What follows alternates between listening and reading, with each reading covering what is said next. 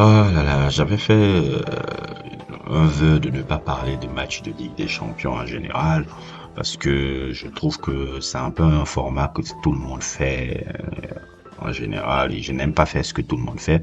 Mais je dois avouer que avec des événements que j'ai vus dernièrement sur les confrontations qu'il y a en match de Ligue des Champions, là, j'ai décidé de pouvoir faire un peu une incartade un peu à ma règle que je m'étais imposée de ne pas parler de Ligue des Champions pour ne pas faire comme tous les autres youtubeurs qui parlent de Ligue des Champions. Non pas que je trouve que c'est problématique d'en parler, mais moi j'aime pas suivre les modes, j'aime pas suivre les trucs, j'aime créer plutôt des, des trucs. Mais là, je dois vous avouer qu'avec les derniers événements, ça m'a permis de pouvoir discuter vraiment de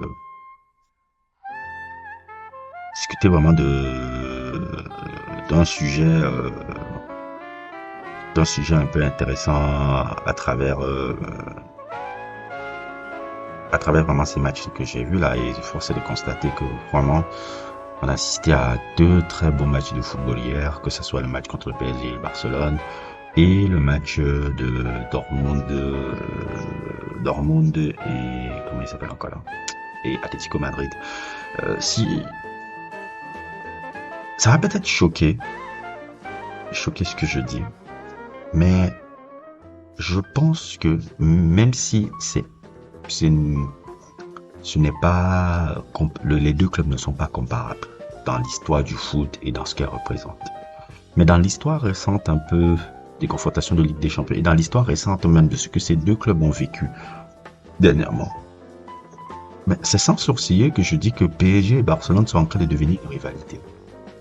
Je suis très d'accord avec le sujet de ce gars-là qui s'appelle Compte de foot là. Allez regarder un peu son contenu et tout. Je vais mettre un lien dans la description. Je crois que ça fait 2 ans, 3 ans que je regarde ses contenus.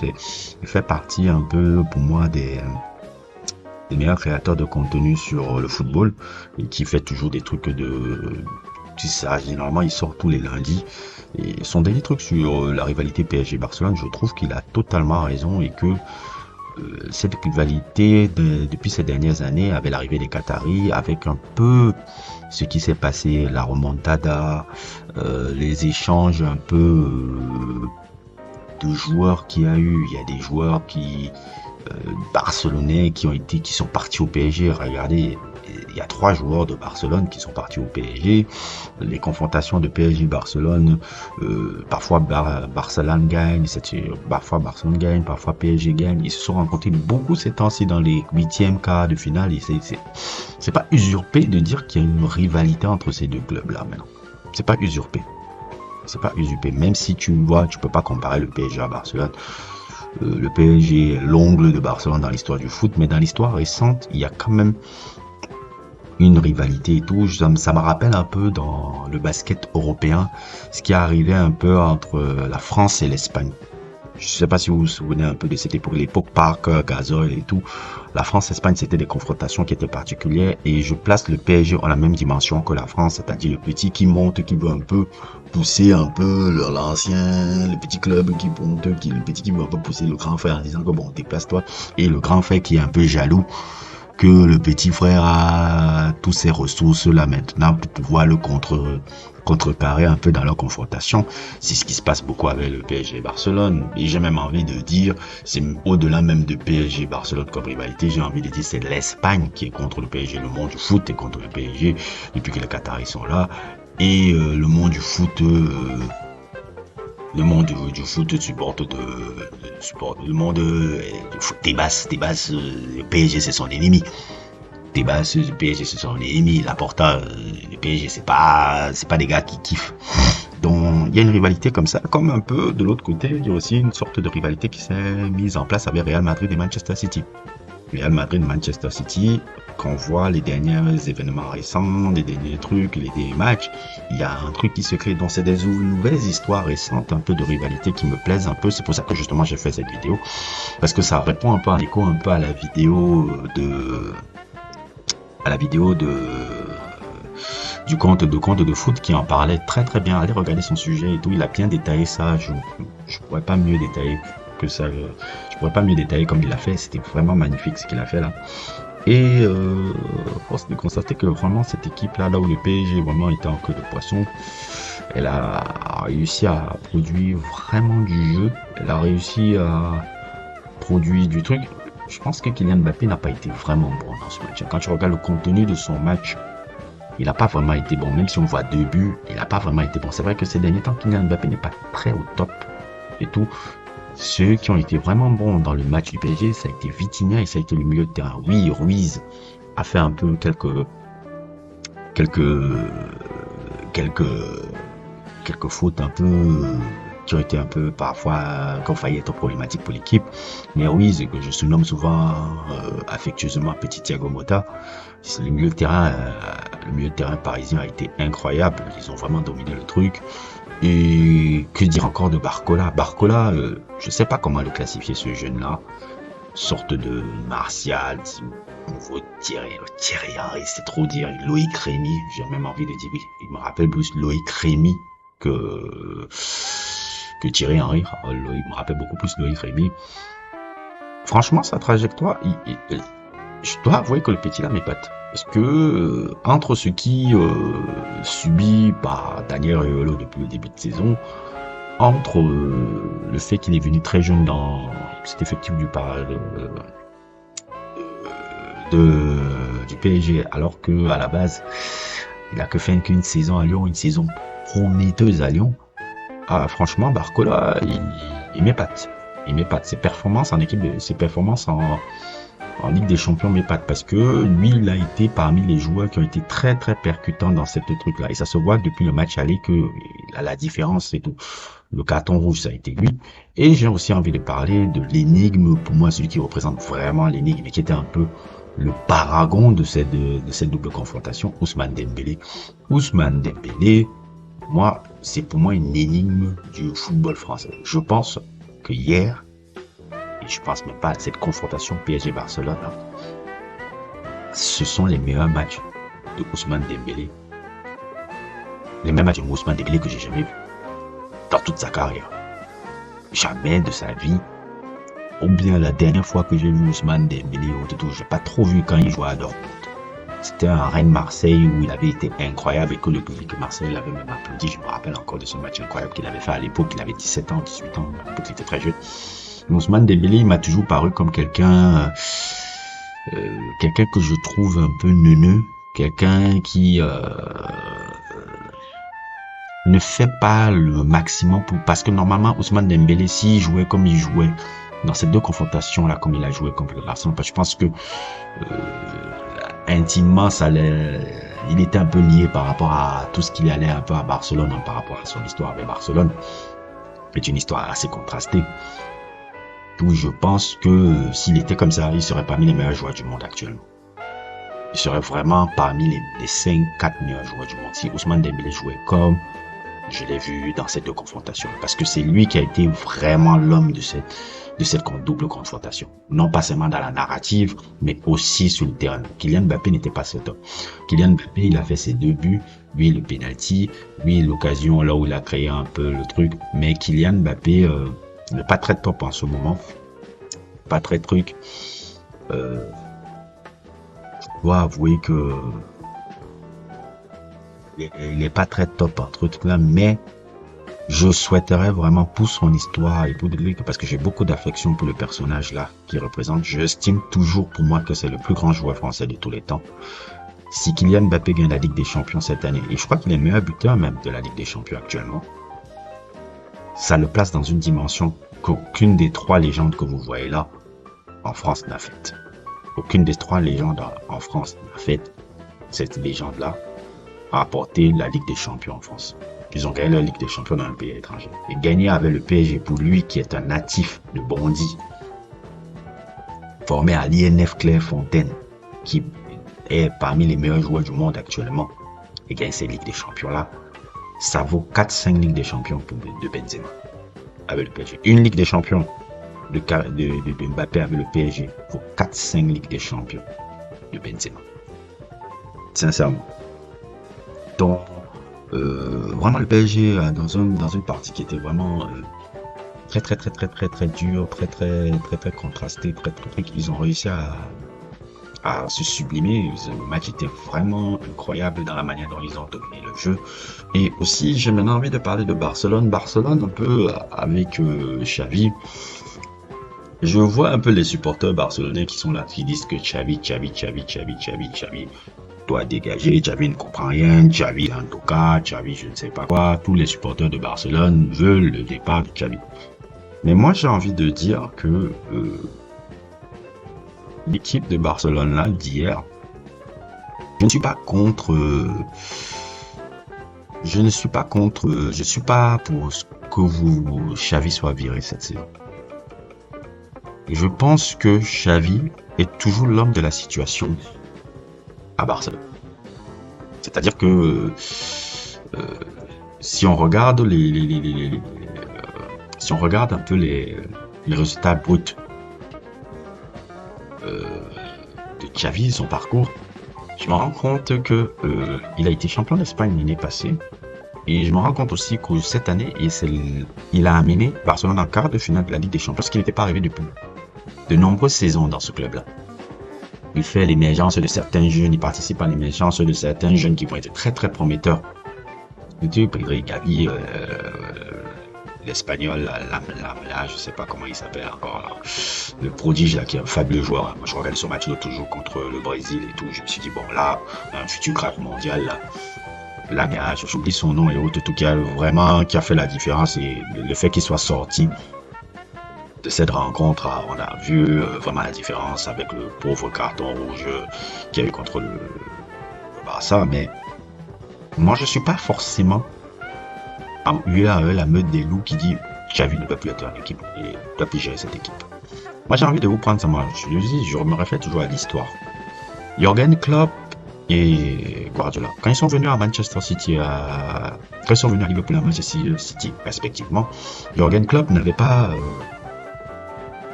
les résultats pour bon dès le début. Ça a pris du temps. Ça a pris énormément de temps à mettre les résultats qu'il a eu là maintenant. C'est la même chose avec Guardiola. Guardiola, imaginez, regardez les couacs que Guardiola a eu en Ligue des Champions pendant de nombreuses années, jusqu'à on disait que Guardiola ne pourrait plus jamais gagner la Ligue des Champions. Regardez comment ça a pris du temps encore pour lui de mettre vraiment Manchester City encore dans la régularité. Ça a pris du temps, quoi, Guardiola. Regardez Arteta maintenant avec Arsenal depuis les saisons, comment c'est ces 2 dernières saisons que c'est en train de payer maintenant. Regardez tous les coachs qui ont eu des résultats sur le temps. De quels résultats actuellement? Des gros résultats sur le plan des champions, sur le plan des trucs. C'est des gars, c'est des coachs qu'on a laissé le temps. Et Xavi, moi je pense que laissez-lui le temps. Même encore la saison prochaine. Parce que quand je vois un peu ce qu'il met en place là avec ces jeunes-là, quand je vois la direction qu'il a avec ces trucs-là, il est pour moi toujours l'homme de la situation pour gérer Barcelone. Le fait de virer Xavi cette année, vous allez encore repartir encore à 0 et autres. Et le problème un peu, et ça je dis à les supporters de Barcelone qui sont un peu partout dans le monde, parce que avec ce club-là, je ne sais pas. Le problème un peu avec les supporters de Barcelone, c'est que vous êtes tellement nostalgique de la période Guardiola là. La période Guardiola où la grande majorité d'entre vous sont devenus fans. La grande majorité d'entre vous, vous êtes des fans de la période Guardiola. Vous êtes des enfants de la période Guardiola. Vous êtes tous devenus fans de Barcelone hein, à l'époque de Guardiola. Vous n'êtes pas fans à l'époque de Gary Lineker ou de Michael ou truc. Vous n'êtes pas fan de l'équipe de Barcelone depuis cette période-là. Non. Donc, moi j'ai envie de dire, laissons le temps à Xavi. Laissez-lui le temps. Laissez-lui le temps de mettre en place là. Il n'y a pas que à tout agiter. Je regarde le début de Klopp à Liverpool, je regarde le début de Guardiola à Manchester City et je regarde les débuts de Arteta à Arsenal. Ça a pris du temps avant de faire les trucs. Surtout quand tu vois des gars qui ont une bonne direction. Parce que moi, je ne regarde pas juste les résultats bruts, je regarde la direction à long terme. Vous changez de coach là maintenant, vous cassez la dynamique un peu que ce groupe-là a créé, que Xavi a créé avec ces gars-là. Bah, j'ai dit toujours Xavi à l'une de la situation. Je suis pas trop d'accord avec vous, avec le délire un peu sur Xavi doit dégager haut, t'es fou là-bas. C'est lui le temps. Ben, on verra alors ce qui se passera un peu dans le match de Dortmund. Et là, ça me permettra justement de faire une transition vraiment sur le match de Dortmund, l'Atlético, qui a été aussi un très beau match à regarder. Dortmund et ses jeunes prometteurs. Dortmund de Reus, Dortmund de Matthew Hummels et Dortmund où Sancho a appris encore à jouer au foot. Décidément, il ne sait jouer au foot que là-bas. Parce que Alexandre Sancho, quand il était à Manchester, c'était un peu la cavalcade et il ne comprenait rien à rien, comme d'habitude. Il me fait penser un peu à ce genre de mec qui se sent beaucoup plus à l'aise en Allemagne qu'en Angleterre. En tout cas, Dortmund, qui a fait une saison un peu tranquille, un peu en championnat où ils sont 5e. Dortmund, il y a vraiment eu du très beau jeu dans ce match contre Dortmund, contre l'Atlético. C'est entre le scénario, le truc. Je pense que l'équipe de Dortmund aussi, elle est, comment dire un peu le mot, elle est comme dans son identité qu'elle a depuis, on va dire depuis que Klopp est parti là-bas. C'était toujours un club qui essaie de travailler avec des jeunes, qui ressort des jeunes tout le temps. C'est-à-dire que je ne connais même plus les nouveaux jeunes qui sont même à Dortmund. Là, je dois vous avouer que le championnat allemand, je ne le suis pas beaucoup depuis quelques temps. Donc il y a beaucoup de joueurs que peut-être même les abonnés peuvent me rappeler, mais le match était très très agréable. Le match était très truc et voir vraiment Dortmund revenir vraiment par les tripes et tout. Alors que quand je remarque même encore le premier tour, qui était aussi poussif et tout, les voir en demi-finale aussi. En fait, moi, j'aime beaucoup voir des équipes de jeunes qui pratiquent du beau foot derrière un coach plus ou moins charismatique. Non, je ne connais pas beaucoup de choses sur ce coach-là. Le coach de Dortmund, c'est vraiment un mec qui est très jeune. Eric Terzic, je ne connaissais pas du tout. Je connais même pas son parcours. Il me fait penser un peu à Jürgen Klopp au début. C'est une équipe que j'aime beaucoup dans la mentalité. Quand je vois même son parcours, c'est quelqu'un qui est complètement dans la formation de... c'était l'assistant même de Klopp. Ah ouais, ok. C'est l'assistant de Klopp depuis des années. Ok, c'est l'assistant de Klopp. Zinedine Zidane, je ne le connaissais pas du tout, mais la façon dont son équipe joue, je vois déjà l'influence de Jürgen Klopp qu'il a. Elle est fabuleuse à jouer. J'aime vraiment cette équipe de Dortmund là. Elle est encore jeune, elle a encore cette variance, elle a encore truc que j'irai un peu pas des gars comme Matthew Hummels, mais je me demande si avec le PSG, l'expérience du PSG, ça pourra pas faire un peu exactement comme ça s'est passé au premier tour dans le match en poule. Donc on verra bien. Et le match contre l'Atlético Madrid, Cholo, moi j'ai envie de dire Simeone. Est-ce qu'on n'est pas arrivé au bout un peu de ta logique là? Ça fait combien d'années qu'il est déjà là-bas? Ça fait plus de 10 ans qu'il est dans ce club-là.